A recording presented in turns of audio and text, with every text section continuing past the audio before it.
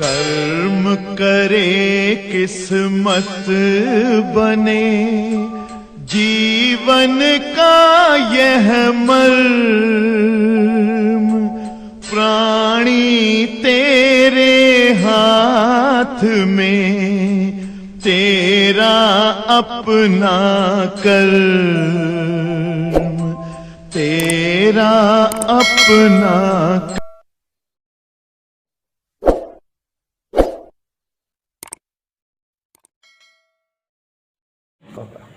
हाँ प्यारे बच्चों, जैसा कि आप सभी जान रहे हो कि हमने आपको कल की क्लास में समझाया, आप सभी को कल की क्लास में एक्सप्लेन किया कि अगर किसी परमाणु पर प्रकाश फोटान आपतित होते हैं और इस फोटान ऊर्जा को परमाणु का कोई इलेक्ट्रॉन अवशोषित कर लेता है तो वो अपनी निम्नतम कक्षा में चक्कर के दौरान निम्नतम कक्षा को छोड़कर उच्चतम कक्षा में चला जाता है और इलेक्ट्रॉनों का ऊर्जा अवशोषित करके निम्नतम ऊर्जा स्तर से उच्चतम ऊर्जा स्तर तक चले जाना अवशोषण संक्रमण कहलाता है। जब परमाणु के इलेक्ट्रॉन एक कक्षा से दूसरे कक्षा में जाने की कंडीशन में होते हैं तो परमाणु की यह अवस्था उत्तेजित अवस्था कहलाती है और इस घटनाक्रम के लिए आवश्यक विभव उत्तेजन विभव कहलाता है। परमाणु जब जो है ऊर्जा अवशोषित करे और ऊर्जा अवशोषित करके एक कक्षा से दूसरी कक्षा में चला जाए तो परमाणु की यह अवस्था उत्तेजित अवस्था कहलाती है और एक कक्षा से दूसरी कक्षा में या एक कक्षा से तीसरी कक्षा में जाना संक्रमण कहलाता है। और यहाँ ये जो संक्रमण हो रहा है ऊर्जा अवशोषण के पश्चात हो रहा है, जब इलेक्ट्रॉन ऊर्जा अवशोषित करके एक कक्षा से दूसरी कक्षा में जाता है तो इसे अवशोषण संक्रमण कहते हैं। परमाणु की अवस्था उत्तेजित अवस्था कहलाती है और अगर किसी परमाणु पर इतनी ज्यादा ऊर्जा आपतित हो जाए कि परमाणु का इलेक्ट्रॉन ऊर्जा को अवशोषित करके परमाणु को बाहर हो जाए, परमाणु की कक्षा को छोड़ दे, तो यह घटना आयनन कहलाती है और परमाणु की अवस्था आयनित अवस्था कहलाती है और इस घटनाक्रम के लिए आवश्यक विभव आयनन विभव कहलाता है। तो परमाणु का इलेक्ट्रॉन ऊर्जा अवशोषित करता है, एक कक्षा से दूसरे कक्षा में जाने लगता है, एक कक्षा से दूसरे कक्षा में इलेक्ट्रॉनों का पहुंचना संक्रमण, परमाणु की अवस्था उत्तेजित अवस्था, परमाणु से इलेक्ट्रॉन का बाहर निकल जाना आयनित अवस्था या आयनन। और यहाँ जो संक्रमण हो रहा है ये ऊर्जा को ऊर्जा को अवशोषित करने पर हो रहा है अवशोषण संक्रमण। इसका उल्टा भी होता है कि अगर किसी उच्च कक्षा में कोई इलेक्ट्रॉन पहुंच गया है तो वो 10⁻⁸ सेकंड के अल्प समय तक ही उस कक्षा में रहता है, उसके बाद अपनी ऊर्जा को उत्सर्जित करते हुए उच्चतम ऊर्जा स्तर से निम्नतम ऊर्जा स्तर में पहुंच जाता है। और इलेक्ट्रॉन जब उच्चतम ऊर्जा स्तर से निम्नतम ऊर्जा स्तर में आता रहता है तो परमाणु की यह अवस्था उत्तेजित अवस्था, चाहे इलेक्ट्रॉन जात रहा चाहे इलेक्ट्रॉन आवत रहा, परमाणु की अवस्था उत्तेजित अवस्था ही होती है और इलेक्ट्रॉन का जाना या आना संक्रमण कहलाता है। बट यहाँ जो संक्रमण है ऊर्जा के उत्सर्जन के उपरांत हो रहा है, चौथी कक्षा से इलेक्ट्रॉन पहली में आ रहा है, तो इस प्रकार का संक्रमण उत्सर्जन संक्रमण होता है। और अब आप समझ गए कि जो है इस तरह उत्सर्जन संक्रमण और अवशोषण संक्रमण कल की क्लास में हम लोगों ने पढ़ा था। और जब जो है कभी इलेक्ट्रॉन एक कक्षा से दूसरी में ही जाए तो यह प्रथम स्तर का संक्रमण है। और यस पलवा, जब इलेक्ट्रॉन एक कक्षा से दो कक्षा क्रॉस कर जाए तो यह द्वितीय स्तर का संक्रमण, तृतीय स्तर संक्रमण ऐसे होता है। आप सभी को हमने बताया था आप सभी को हमने बताया था कि सबसे पहले दो वैज्ञानिक थे, हर्ट्ज और फ्रैंक, इन्होंने जो है प्रयोग किया था और सबसे पहले पारे के परमाणु पर पता लगाया था अवशोषण संक्रमण और उत्सर्जन संक्रमण। कल की क्लास में अगर आपको याद हो तो पारे के परमाणु के लिए निम्नतम ऊर्जा स्तर भाई फ्रांक और हर्ट्ज ने पता लगाया था 4.86 इलेक्ट्रॉन वोल्ट। उसके बाद द्वितीय ऊर्जा स्तर के लिए 6.67, तीसरे के लिए 8.60, चौथे के लिए 10.4, ऐसे ही अधिकतम ऊर्जा जो है 10.4 इलेक्ट्रॉन वोल्ट थी। क्या आपको पता है ऐसे ही पारी के परमाणु की ऊर्जा स्तर थे, और हमने आपको बताया था किस तरह साबित हुआ कि परमाणु में विविध ऊर्जा स्तर होता है। परमाणु में ऊर्जा स्तर के कई पार्ट होते हैं। ओके, आज आपको बताना ये चाहूंगा कि जैसे कोई इलेक्ट्रॉन पहली कक्षा में चक्कर कर रहा है तो इसका मतलब वो प्रथम ऊर्जा स्तर में है, और उस ऊर्जा स्तर में चक्कर करने के लिए उसको कुछ ऊर्जा की रिक्वायर्ड होगी। द्वितीय कक्षा में अगर कोई इलेक्ट्रॉन चक्कर कर रहा है तो उसको अलग मात्रा में ऊर्जा चाहिए। तृतीय ऊर्जा स्तर में चक्कर कर रहा है उसको अलग मात्रा में ऊर्जा चाहिए। अब अगर तृतीय ऊर्जा स्तर का जो इलेक्ट्रॉन है जो तृतीय कक्षा में चक्कर कर रहा है अपनी ऊर्जा उत्सर्जित कर दे प्रकाश फोटोनों के रूप में, तो भक्का से गिर जाएगा ना। कहां गिरेगा? हायर सेल से लोअर एनर्जी लेवल की ओर। तीसरी से हो सकता है दूसरी में गिर जाए, या हो सकता है तीसरी से पहली में गिर जाए। तो जब गिरेगा तो भाई मेरे ऊर्जा उत्सर्जित करते हुए गिरेगा ना। वो जो ऊर्जा उत्सर्जित हो रही है इलेक्ट्रॉन द्वारा, जो भी ऊर्जा, उस ऊर्जा का स्पेक्ट्रम प्राप्त किया अलग अलग वैज्ञानिकों ने। आप समझ रहे हो कैसे प्राप्त किया होगा? प्रिज्म लिया होगा, प्रिंज ना। सबसे पहले वैज्ञानिक थे प्रिंजहाइम जिन्होंने इस प्रयोग को किया था। प्रिज्म लिया होगा और उस प्रिज्म पर उस ऊर्जा को आपतित कराया होगा, और जब जो है प्रिज्म से ऊर्जा बाहर उत्सर्जित हुई होगी तो उस ऊर्जा को एक उपकरण पर जो है आपतित कराया होगा। उस उपकरण का नाम बोलोमीटर। क्या मतलब जो है what is this? Prism. What is this? ऊर्जा। कौन ऊर्जा? उत्सर्जित ऊर्जा, इलेक्ट्रॉन द्वारा उत्सर्जित ऊर्जा। जब इलेक्ट्रॉन जो है उच्चतम ऊर्जा स्तर से निम्नतम ऊर्जा स्तर में आता है तो उसके द्वारा उत्सर्जित ऊर्जा को किस पर आपतित कराया गया? और जो है सिरताज के चाचा थे ल्यूमेन, और एक साइंटिस्ट थे प्रिंजहाइम, कहीं पाओगे नहीं, अर्जुन सर बता रहे हैं। इन दोनों वैज्ञानिकों ने मिलकर प्रयोग किया था। जब प्रिज्म से गुजारा तो जानते हो प्रिज्म से जो है कई रंग की या भिन्न भिन्न रंग की या भिन्न भिन्न तरंग दैर्घ्य की ऊर्जा प्राप्त हुई। रंग का मतलब यहाँ तरंग दैर्घ्य से है। और इस प्रकाश को जो है यहाँ पर एक अवतल दर्पण होता है घूमने वाला, इस पर आपतित कराया, और इससे जो है एक बोलोमीटर, क्या मीटर? बोलोमीटर पर जो है आपतित कराया यहाँ पर, और इस प्रकाश की तरंग दैर्घ्य पता लग गई। तो अलग अलग मात्रा की ऊर्जा आती थी तो अलग अलग जो है मात्रा की तरंग दैर्घ्य यहाँ प्राप्त होती थी। ऐसा जो है प्राप्त किया किस वैज्ञानिक ने? तो यहाँ आप समझ रहे हो कि जब जो है परमाणु के इलेक्ट्रॉनों द्वारा उत्सर्जित ऊर्जा को प्रिंजहाइम और ल्यूमेन ने, शॉर्टकट में समझो कि जब उत्सर्जित ऊर्जा का स्पेक्ट्रम प्राप्त किया तो वो स्पेक्ट्रम भिन्न भिन्न तरंग दैर्घ्य में प्राप्त हुई, और अलग अलग वैज्ञानिकों ने हाइड्रोजन परमाणु की ऊर्जा उत्सर्जन का स्पेक्ट्रम प्राप्त किया। तो हाइड्रोजन परमाणु की ऊर्जा का स्पेक्ट्रम कई प्रकार के हुआ। सबसे पहले वैज्ञानिक बामर ने हाइड्रोजन परमाणु की उत्सर्जित ऊर्जा के बारे में पता लगाया था। फिर उसके बाद एक साइंटिस्ट हुए लाइमन ने पता किया, पाश्चन ने, ब्रैकेट ने, फुंड ने। तो क्या पता किया इन्होंने? क्या क्या पता किया?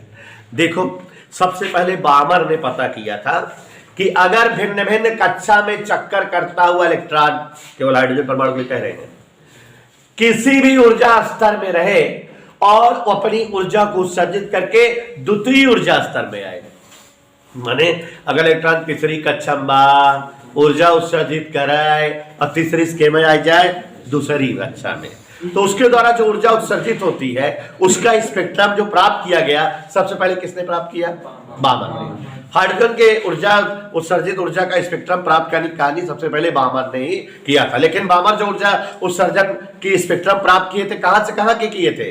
किसी भी ऊर्जा स्तर से द्वितीय ऊर्जा स्तर में आने वाले इलेक्ट्रॉनों के दौरान उत्सर्जित ऊर्जा का स्पेक्ट्रम प्राप्त किए थे।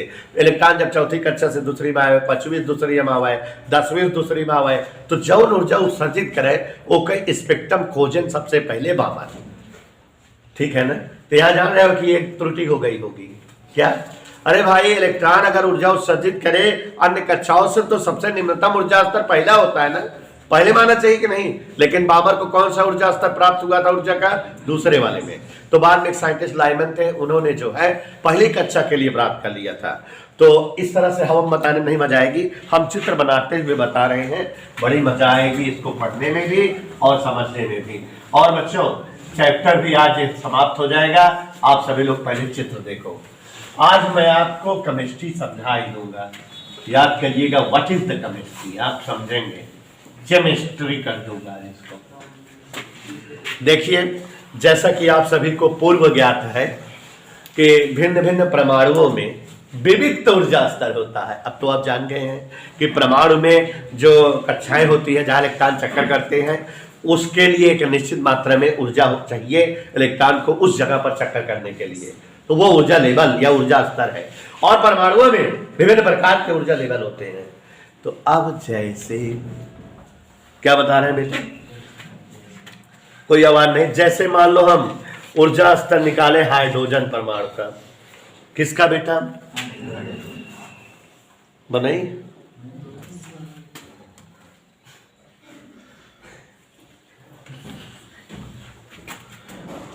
हाइड्रोजन परमाणु के बारे में ही साइंटिस्टों ने चर्चा किया था। हाइड्रोजन का ही स्पेक्ट्रम निकाला गया था और हम लोग केमिस्ट्री में भी पढ़ते हैं, तो हाइड्रोजन परमाणु का ही स्पेक्ट्रम के बारे में पढ़ते हैं। ये जैसे हाइड्रोजन परमाणु की सबसे निम्नतम कक्षा है, n बराबर 1 है। मजा आई, हम ये समझ रहे हैं कि इस कक्षा में चक्कर करते हुए इलेक्ट्रॉन को -13.6 इलेक्ट्रॉन वोल्ट ऊर्जा चाहिए। कैसे जाने, -13.6/n² is the formula for निकालिंग ऊर्जा ऑफ हाइड्रोजन परमाणु फॉर डिफरेंट लेवल। तो -13.6 इलेक्ट्रॉन वोल्ट ऊर्जा अगर है किसी इलेक्ट्रॉन की तो प्रथम ऊर्जा स्तर है ना। अब जो है ऐसे ही क्या है, ये हाइड्रोजन परमाणु का द्वितीय ऊर्जा लेवल है, माने दूसरी कक्षा है। कौन कक्षा है ये, दूसरी कक्षा है ना। ओके, कितना ऊर्जा हो, -13.6/2² 2 दूनी 4 4 तिहाई, इधर क्लियर। तो बहुत कम हो गया, बताइए और दूर बनवा भाई, बहुत हो गया है ना, और दूर बनवा, नहीं समझे बात। 13 है, 3.4 है यार। ये जो है n बराबर 2, डबल टाइम करेंगे। ये प्रथम ऊर्जा स्तर है हाइड्रोजन परमाणु के, पहली कक्षा जिसके लिए ऊर्जा कितनी चाहिए, -13.6 इलेक्ट्रॉन वोल्ट, ठीक है। और अगर इलेक्ट्रॉन दूसरी कक्षा में तो उसको कितनी ऊर्जा चाहिए, -3.4 इलेक्ट्रॉन वोल्ट। अगर इलेक्ट्रॉन तीसरी कक्षा में है तो -13.6/3 के स्क्वायर ऊर्जा सूत्र ये हुए 3 त्रिकी 9, 13.6 के 9 भाग दे, हाँ तो लगभग नजदीक है।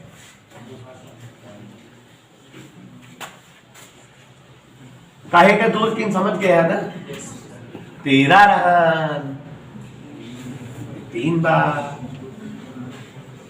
ऐसे बताओ था, देखिए याद है जब मैं सोचा था मैं भी करता था। 9 कम 446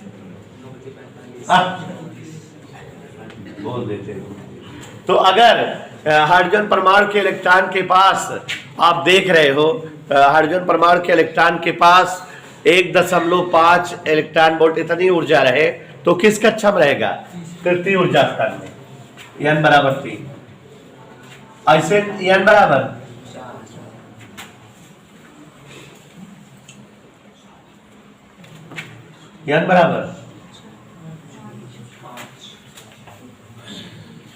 भिन्न भिन्न ऊर्जा स्तर बना सकते हैं ना, नहीं बना सकते। ओके,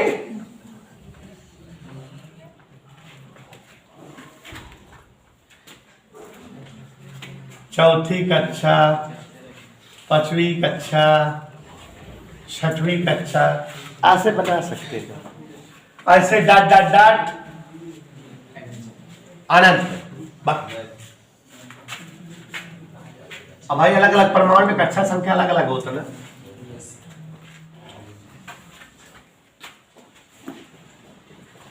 और बना दे 4 पॉइंट भी, क्या दिक्कत है? चला ऊर्जा n बराबर भग -13.6/16 अपन भाग दिया है। लिख देता ही एस लिखी ना, 4 का स्क्वायर 5 का स्क्वायर माने अपन करे एस ज्यादा मजेदार है, तुम सबके एग्जाम में याद रहे।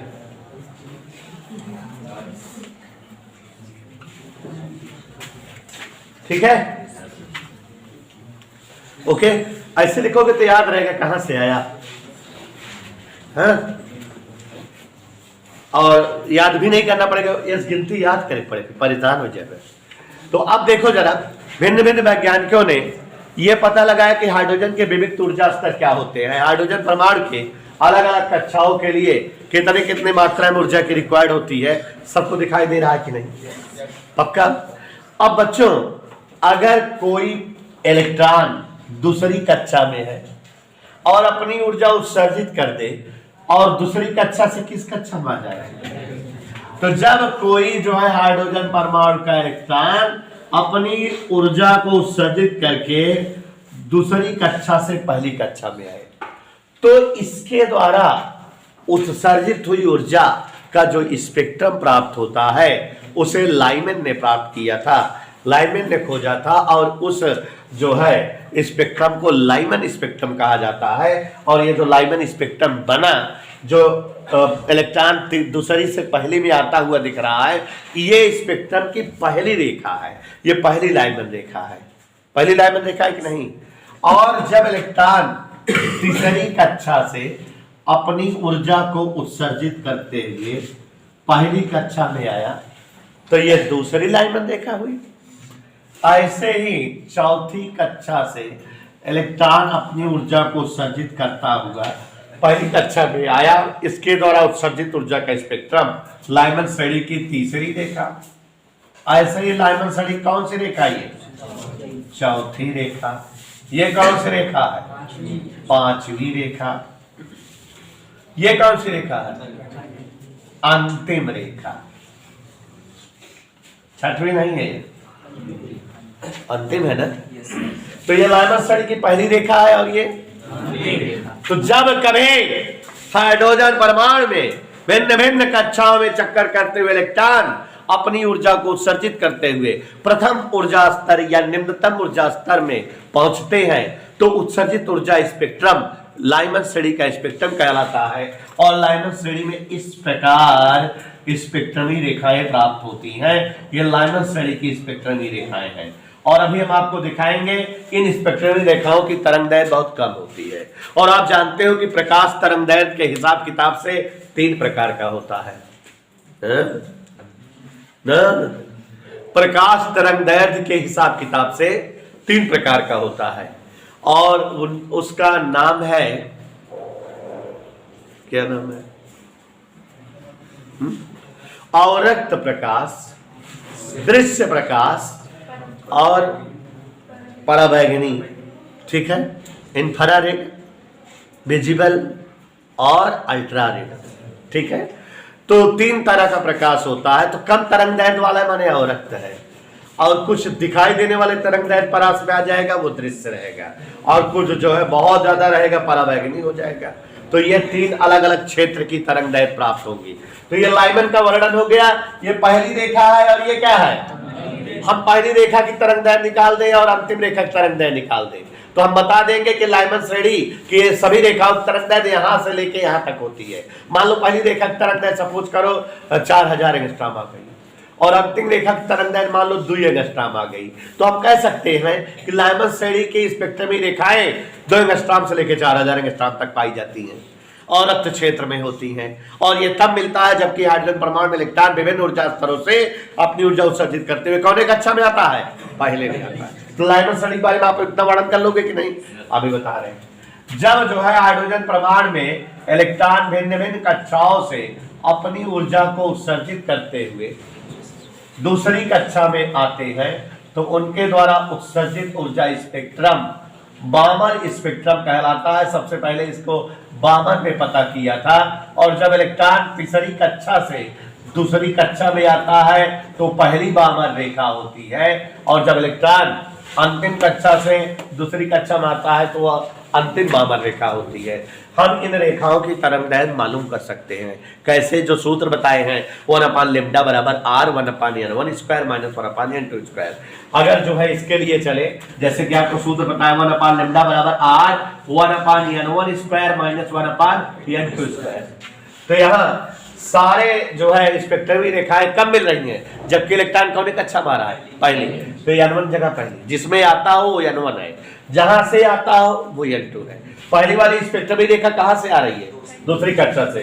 तो पहली स्पेक्ट्रमी रेखा तरंगदैर्घ्य निकालने के लिए सूत्र में n1 की जगह 1, n2 की जगह 2 रख देंगे। दूसरी स्पेक्ट्रमी रेखा की तरंगदैर्घ्य निकालने के लिए n1 जगह 1, n2 जगह 3 लिख देंगे। अंतिम स्पेक्ट्रमी रेखा की तरंगदैर्घ्य निकालने के लिए n1 की जगह 1 और n2 जगह अनंत लिख देंगे, तो तरंगदैर्घ्य आ जाएगी। नहीं आ जाएगी?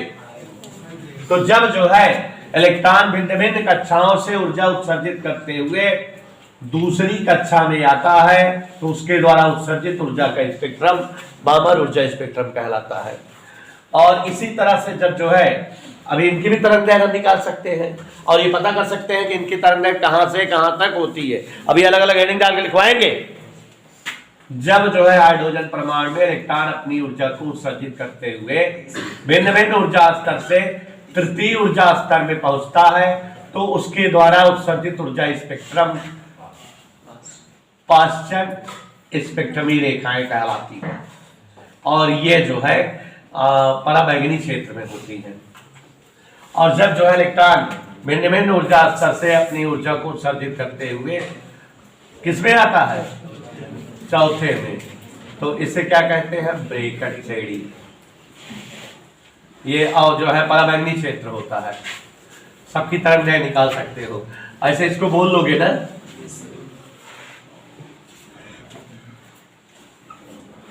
होल्ड।